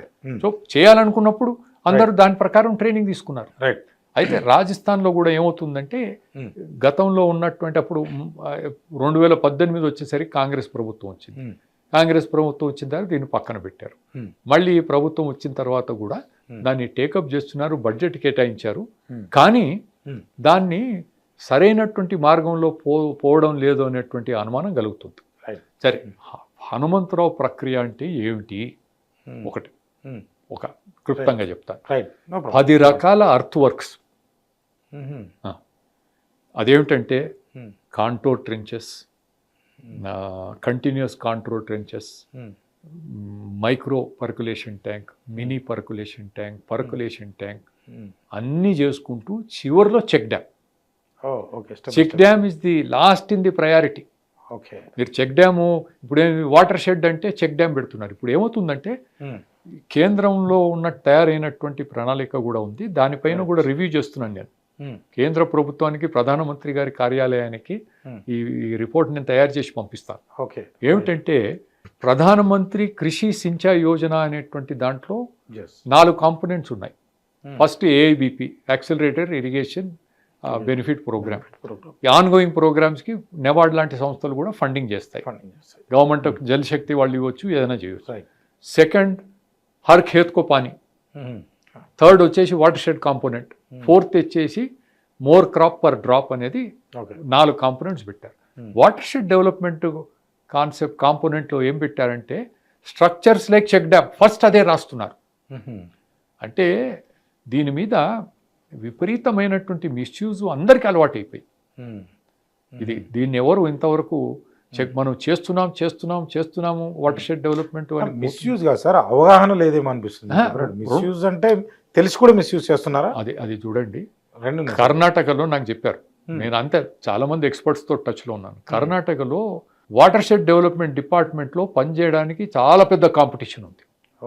ఇక దాంతో అర్థం చేసుకోండి, అది అవగాహన లేకుండా మిస్యూజా అర్థం చేసుకోండి. మంచి ఆదాయం ఉంటుంది. ఇప్పుడు రాజస్థాన్లో కూడా హనుమంతరావు గారి కాన్సెప్ట్ అంతా ఇంప్లిమెంట్ చేసి గతంలో చేసినా ఇప్పుడు ప్రస్తుతానికి ఏం చేస్తున్నారంటే ఈజీ గోయింగ్ అవుతున్నారా అనేటువంటి అనుమానం కలుగుతుంది. నాకు 2 ఫోటోలు పంపించారు.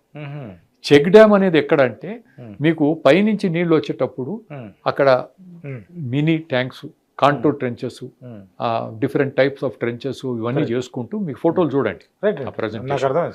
నేను ఇచ్చిన ఫోటోలు చూపించండి. అవి చేసుకుంటూ పర్కులేషన్, మినీ పర్కులేషన్, సంకన్ పిట్స్ ఇవన్నీ ఉన్నాయి. సంకన్ పిట్టు, ఈ పర్కులేషన్ ట్యాంక్ పెట్టిన తర్వాత ఆ నీళ్లు ఇంకొక మళ్ళీ స్ట్రీమ్గా పోకుండా మళ్ళీ రావడానికి ఆ సంకన్ పిట్టి ఇట్లాంటివన్నీ ఉన్నాయి. చివరికి ఏం చేస్తామంటే చెరువు కాంటోర్ ట్రెంచెస్లో ఏం చేస్తామంటే మనం స్లోపు చివరిలో చాలా డీప్ కాంటోర్ ట్రెంచ్ కూడా తీస్తాం. నీళ్ళు అనేది అంటే పరిగెత్తే కురిసిన వర్షం ఎక్కడికక్కడ నిలిచిపోయేటువంటిది. Running water should stop, walking water should also stop. అది పద్ధతి అనమాట. చివరిలో ఎక్కడో ఓసారి మనకు మెయిన్ స్ట్రీమ్ ఏదైతే ఉంటుందో, ఈ వాగు ఏర్ ఏదైతే ఉంటుందో అది పెరీనియల్గా పోతున్నప్పుడు, వాగు కంటిన్యూస్గా, అంటే ఈ వాటర్ షెడ్లో 4 బెనిఫిట్స్ ఉంటాయి. అది కూడా మీరు చూపించండి. ఒకటి ఏమిటంటే ఇది చేసినటువంటి చోట మళ్ళీ కరువు నిధులు అవసరం పడవు. 3 పంటలకు నీరిస్తుంది, వాటర్ క్లియర్గా ఉంటుంది, వర్షాకాలం తర్వాత కూడా ఏరు ప్రవహిస్తుంది. ఆ జలాలంతా భూమిలోకి ఇంకిన తర్వాత లోపలి నదులు ఎట్లా వస్తాయి, జీవనదులు. వర్షాకాలం అయిపోయిన తర్వాత కూడా గోదావరి తక్కువ వచ్చినా ప్రవాహం అయితే ఉంటుంది కదా, తక్కువ ప్రవాహం అయినా ప్రవాహం ఉంటుంది. ఆ నదులలో కూడా దాని ప్రవాహాన్ని పెంచడానికి కూడా చతుర్విధ జల ప్రక్రియ పనికి వస్తుంది. వికారాబాద్లో మేము చేసినటువంటి ఏర్పాటు చేసినటువంటి రౌండ్ టేబుల్లో మూసీ పారివాహిక ప్రాంతంలో కూడా చతుర్విధ జల ప్రక్రియ ద్వారా చెప్పారు దాని ప్రవాహం పెంచుకునే అవకాశం కూడా ఉంటుంది. దానిపైన కూడా విస్తృతంగా చర్చించాల్సినటువంటి అవసరం ఉందనేటువంటి విషయాన్ని కూడా ప్రస్తావనకు వచ్చింది. సో ఈ 10 ఐటమ్స్ ఏవైతున్నాయో దీంతో పాటు అడవి ప్రాంతంలో ఏమవుతుందంటే అక్కడ ఉండేటువంటి చెట్లు, పడ్డటువంటి ఆకులు అవన్నీ కూడా తేమని కాపాడతాయి. డైరెక్ట్ సన్లైట్ ముందు చెట్లు ఉంటాయి, కింద పడింది కూడా ఈ ఆకులు దాంతో ఉండి ఇదే అది మనం గ్రౌండ్లో ఏం చేయాలి, ఇదంతా చేసుకుంటూ పాకే పంటలు, వివిధ రకాల 4 రకాల పంటలు కూడా పెట్టుకోవాలి.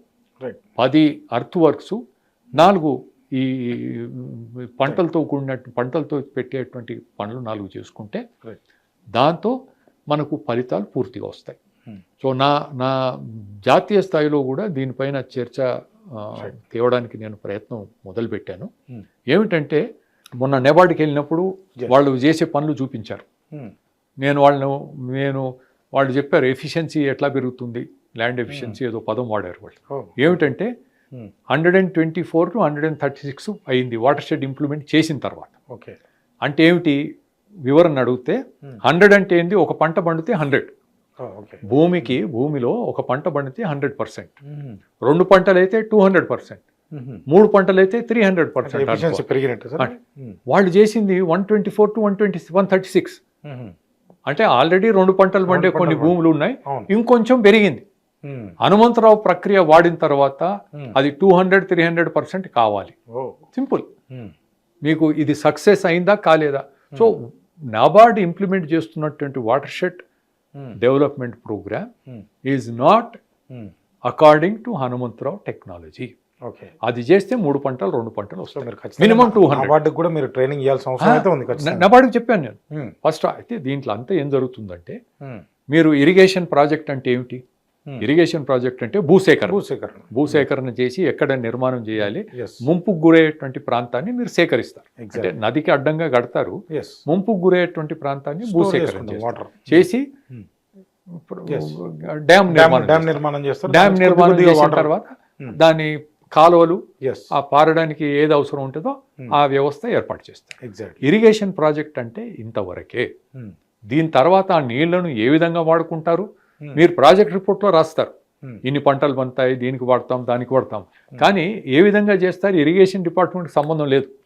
అగ్రికల్చరు, హార్టికల్చరు, ఫిషరీసు, యానిమల్ హస్బెండరీ వాళ్ళు చేసుకుంటారు.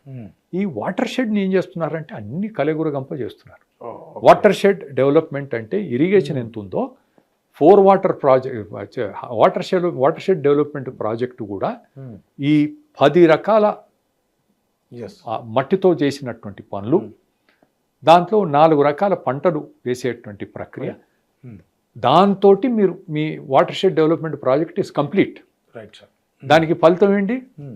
నెక్స్ట్ ఇయర్ ఈ పని పూర్తి కాగానే మీకు వెంటనే నీళ్ళు వస్తాయి, ఎస్ ఎస్. భూములలో భూగర్భ జలాలు పెరిగిపోతాయి.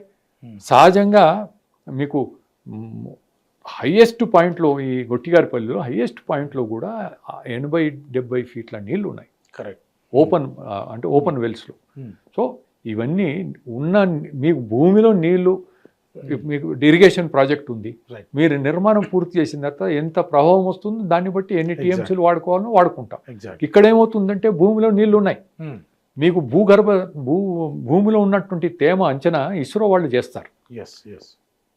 ఆంధ్రప్రదేశ్లో ఈ మధ్య ఒక ప్రజెంటేషన్ చూపించారు. ఆంధ్రప్రదేశ్ మ్యాప్ చూపించేసి ఆంధ్రప్రదేశ్లో భూమిలో ఉన్నటువంటి భూగర్భ జలాలు కావు, భూమిలో ఉన్నటువంటి తేమ ఎంత ఉంది తెలుసా? 480 టీఎంసీ. ఓకే. 480 టీఎంసీల నీరు భూమిలో తేమగా ఉండిపోయింది. అంటే ఏ ప్రాజెక్టులో ఎంత కెపాసిటీ ఉంటుంది? 480 టీఎంసీ వాటర్, 480 టీఎంసీ వాటర్ అంటే మామూలు మాటనా? ఎంత పెద్ద డ్యామ్ కావాలి? అది ఎక్కడ అంటే భూమిలో తేమ అంత ఉంటుంది కనుక ఇవన్నీ మనం చేసుకోవడానికి దీన్ని చేసుకున్నప్పుడు ఇది పూర్తిగా సక్సెస్ఫుల్గా అవుతుంది. దీన్ని ఎస్టాబ్లిష్ 4 వాటర్ కాన్సెప్ట్ అంటే హనుమంతరావు గారు ఏం చెప్పారంటే, వాటర్ షెడ్ డెవలప్మెంట్ ప్రోగ్రామ్ ఇంతకుముందు integrated watershed development programme అనేది ఉండేది, IWMP, integrated watershed management programme. IWMPలో ఏం చేస్తారో 4 వాటర్ కాన్సెప్ట్లో అదే చేస్తారు.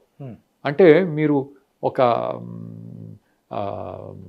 మీకు ఇన్స్ట్రుమెంట్స్ ఉంటాయి, మ్యూజికల్ ఇన్స్ట్రుమెంట్స్ ఉంటాయి కదా, అది దాంట్లో కూడా మ్యూజికల్ ఇన్స్ట్రుమెంట్సే, ఇక్కడ కూడా మ్యూజికల్ ఇన్స్ట్రుమెంట్స్. కానీ హనుమంతరావు గారు ఏమన్నారు, ఆర్కెస్ట్రా ఏ విధంగా చేస్తాము అంటే ఆయన ప్రాక్టికల్గా చెప్పాలంటే కాంటూర్ ట్రెంచ్ ఎక్కడ, కంటిన్యూస్ కాంటూర్ ట్రెంచ్ ఎక్కడ, పర్కులేషన్ ట్యాంక్ ఎక్కడ, mini percolation, micro percolation tank, sunken pits, check dam ఎక్కడ ఏది నిర్మాణం చేస్తే సరైనటువంటి రిజల్ట్స్ వస్తాయి. మీరు దీన్ని అవసరం లేని దగ్గర ఇది చేసినా దాంట్లో వేస్ట్ఫుల్లే. దీంట్లో కూడా అవసరం లేనటువంటి చోట చేసినా వేస్ట్ఫుల్. కనుక మనం ఏమంటామంటే రీఇన్వెంటింగ్ ద వీల్ చేయకూడదు. ఈరోజు జహీరాబాద్లో 25 సంవత్సరాలు కావస్తుంది, మనకు అంత రికార్డు ఉంది. రాజస్థాన్లో 10 సంవత్సరాల నుంచి ఫలితాలు అనుభవిస్తున్నాం, ఇక్కడ 25 ఇయర్స్, అక్కడ 10 ఇయర్స్. ఇంత మనకు లైవ్ ఎగ్జాంపుల్ ఉంది, లైవ్గా మనం అనుభవిస్తున్నాం దాని బెనిఫిట్స్. ఇంకా కొత్తగా ఇది చేస్తే బాగుంటుందా, అది చేస్తే బాగుంటుందా అని అన్ని విధాల ఆలోచన చేసి దీనికి మించి ఇంకోటి ఉండదు. ఓకే. మీరు దీంట్లో ఏమాత్రం తేడా చేసినా డబ్బు వేస్ట్, ఈ ఫలితాలు రావు. కరువు, మీరు మళ్ళీ కరువు అనేది రాదు. భూగర్భ జలాలు 1 సంవత్సరం వర్షం తర్వాత నీటి భూమికి 1-2 మీటర్స్ వరకు నీళ్ళు వచ్చేస్తాయి. రాజస్థాన్లో వచ్చినాయి, చూడండి మీరు ఫోటో. సో ఇది అక్కడి పరిస్థితి అనమాట. So that is what. ఒక విషయం నేను ఏమిటంటే, ఈ మధ్య నేను ప్రొఫెసర్ పురుషోత్తం రెడ్డి గారు మేమంతా కూడా గోదావరి జలాల వినియోగం ఆనాటి నుంచి, నేను 30 సంవత్సరాల నాడు మంత్రిగా ఉన్నప్పుడు పర్యావరణ మంత్రి ఆయన, వాళ్ళతో కలిసి పనిచేసేటువంటి ఓ టీమ్గా పనిచేస్తాం. ఈ మధ్య ఎక్కడో ఒక సందర్భంలో ఒక మీటింగ్లో, అంటే సుస్థిర అభివృద్ధి లక్ష్యాలు సాధించడానికి తెలంగాణకి ఎలాంటి ప్రణాళిక ఉండాలని చెప్పి కొంతమంది మేధావులంతా కలిసి మేము మాట్లాడుకుంటున్నాం. అది సెపరేట్గా, వితౌట్ పార్టీలకు సంబంధం లేదు. చాలా మంది అకాడమిక్స్, ఎక్స్పర్ట్స్ అంతా కలిసి మాట్లాడుతున్నాం, ఒక పేపర్ తయారు చేయాలి. ఆ సందర్భంగా హనుమంతరావు గారు, మన పురుషోత్తం రెడ్డి గారు ఏమన్నారంటే, ఇప్పటికే మనం సస్టైనబుల్ డెవలప్మెంట్ గోల్స్ ఏదైతే ఉన్నాయో వాటిని సాధించడంలో వీఆర్ ఆల్రెడీ లేట్ అనే మాట ఆయన చెప్తే, నేను దాని తర్వాత మాట్లాడుతూ నేను ఉన్నాను, పురుషోత్తం రెడ్డి గారు వీఆర్ ఆల్రెడీ రన్నింగ్ లేట్ అన్నారు. అది పక్కన పెట్టి వీఆర్ ఆల్రెడీ రన్నింగ్ లేట్. ఆయన 80 పైన ఉన్నాడు ఆయన వయసు, నా వయసు 75. ఆ రకంగా కూడా we are running late. We don't have much time. And I want to dedicate the rest of my life in this cause, and at any cost దీని మీద నేను నిరంతరంగా పనిచేస్తాను. కేంద్ర ప్రభుత్వం ప్రధానమంత్రి గారి దృష్టికి కూడా వెళ్ళేటట్టుగా దీన్ని మొత్తం దేశవ్యాప్తంగానే కాదు ఎస్ అంతర్జాతీయంగా కూడా ఈరోజు ప్రధానమంత్రి గారికి ఎంత గౌరవం ఉందంటే ఈజ్ అ వరల్డ్ లీడర్ అని చెప్పి అందరూ ఎస్ ఆయనను ఒప్పుకుంటున్నారు. అనేక దేశాల్లో ఈ సమస్యలు ఉన్నాయి. రైట్ వాటర్ స్కేర్సిటీ రాబోయేటువంటి రోజుల్లో చాలా తీవ్రతరంగా మారుతుందనేటువంటి మనకు Yes. అన్ని రకాల ఫోర్కాస్ట్లు ఉన్నాయి. ఇటువంటి సమస్యను మనం పర్మనెంట్గా పరిష్కారం చేయాలంటే Hanumantharao technology is the only solution. అది ప్రపంచానికే నాయకత్వాన్ని మోడీ గారు తీసుకోవచ్చు. India can lead as the global south. Yes ఈ రకంగా చేసుకునే అవకాశం ఉంటుందనే దాని మీద I will dedicate the rest of my life. Right sir, మీరైతే చాలా మంచి డేటా ఇచ్చారు. ఈ వీడియో అయితే ఖచ్చితంగా నాయకులు కావచ్చు, ఇరిగేషన్ డిపార్ట్మెంట్ కావచ్చు, ఇంజనీర్లు ఖచ్చితంగా ముఖ్యంగా వాళ్ళు చూడాల్సినటువంటి అవసరం ఉంది. ప్రజలు కూడా దీన్ని తెలుసుకుంటే మంచిది. తెలిసిన తర్వాత తెలుసుకొని దీన్ని నాయకుల దగ్గర కూడా అంటే గొంతెత్తి ప్రశ్నించేటువంటి ప్రయత్నం అయితే చేయాలని అయితే కోరుకుందాం. థ్యాంక్ యూ సార్, నమస్తే. ముఖ్యమంత్రి గారు అయితే ఈ వీడియో చూసి స్పందించాలని అయితే కోరుకుందాం. బీఆర్కే తరఫున ఖచ్చితంగా పంపించే ప్రయత్నం అయితే చేస్తాం. ఒక కుక్కరీ షో గురించో ఒక కార్స్ రివ్యూ గురించో మాట్లాడుతున్న టాపిక్ కాదు సార్. ఒక ఇంట్లో ఒక వ్యక్తి తన ఫ్యామిలీ మెంబర్ని అప్పుడు వరకు కళ్ళ ముందు తిరుగుతున్న ఫ్యామిలీ మెంబర్ సడన్ గా లేడు అన్న ట్రామాలో ఉన్న వ్యక్తుల దగ్గరికి వెళ్ళి ఇంటికి వచ్చిన వ్యక్తి నన్ను గుడ్ టచ్ చేశాడా బ్యాడ్ టచ్ చేశాడా అని ఆలోచించి చెప్పాలి. అది ఎంత సైకలాజికల్ హారాస్మెంట్ తెలుసా ఆ పిల్లకి. ఈ పోక్సో, కొంతమంది పాక్సో అని లాయర్లు కూడా మాట్లాడుతున్నారు ఈ మధ్య, నేను కూడా చూశాను. అసలు ఇది ముందు పోక్సోనా పాక్సోనా? ఇది పాక్సో కాదండి, పోక్సో. POCS. పోక్సో అనేది prevention of child from sexual offence. అదేం చెప్తుంది అంటే 18 ఇయర్స్ బిలో అంటే 17 ఇయర్స్ ఓల్డ్ 364 డేస్ వరకు కూడా ఆ అమ్మాయి పట్ల ఎటువంటి సెక్షువల్ అఫెన్స్ జరిగినా ఇట్ కమ్స్ అండర్ పోక్సో. ఇప్పుడు ఇది సినిమాటిక్ కోసమే అట్లా చేసినట్టే బయటకు కూడా ఎట్లా వెళ్తుందంటే మెసేజ్ ఇదే నిజమేమో అనే రకంగా వెళ్తుంది. అందుకే అదే మీరు అన్నట్టు సినిమాటిక్ ఫార్మాట్లకే తీసుకెళ్లారు అది, but that is not true అండి. అంటే పత్రికా రంగం కావచ్చు, విజువల్ మీడియా కావచ్చు, మీరు ఎక్కడన్నా సరే ఏ ఇష్యూ గురించి అన్నా ప్రింట్ మీడియా న్యూస్ పేపర్ ఇంత చిల్లరగా ఒక విషయం గురించి రాయడం మీరు చూసుంటారు. ఇంకా ఆలోచించే పని లేదు. ఒక 1 అవర్లో పట్టుకోవాలి, వాళ్ళ లైఫ్ రోడ్డు మీద లాగేయాలి. మీరు చెప్పినట్టు ఈ పోలీస్ వ్యవస్థ కంటే ముందే మేము దీన్ని ఫైండ్ అవుట్ చేసాము, మేము పట్టుకున్నాం, మేము చేసామని మీడియా అత్యుత్సాహంతో కొంత ఇది చేసి ఏం చేస్తారు సార్, ఏం చేసింది media? Without a proper output any effort is useless. మైకులు పెట్టి ఏం చెప్తారో అని అడిగితే అసలు క్వశ్చన్లోనే క్లారిటీ ఉండదు సార్. ఎమోషన్స్ ని క్యాప్చర్ చేస్తే టీఆర్పీ పెరుగుద్ది అనేది వీళ్ళ ముఖ్య ఉద్దేశం. ఖచ్చితంగా దేనికన్నా సమయం సందర్భం 2 ఉంటాయి. Where to ask, when to ask, what to ask. ఇది మీరు టెలికాస్ట్ చేసిన తర్వాత చాలా కామెంట్స్ వస్తాయి. అది యూట్యూబ్ ఛానల్లో పెట్టించవచ్చు. అదేంటి మేము మరి కాళేశ్వరం దాని గురించి మేము పోరాడట్లేదా?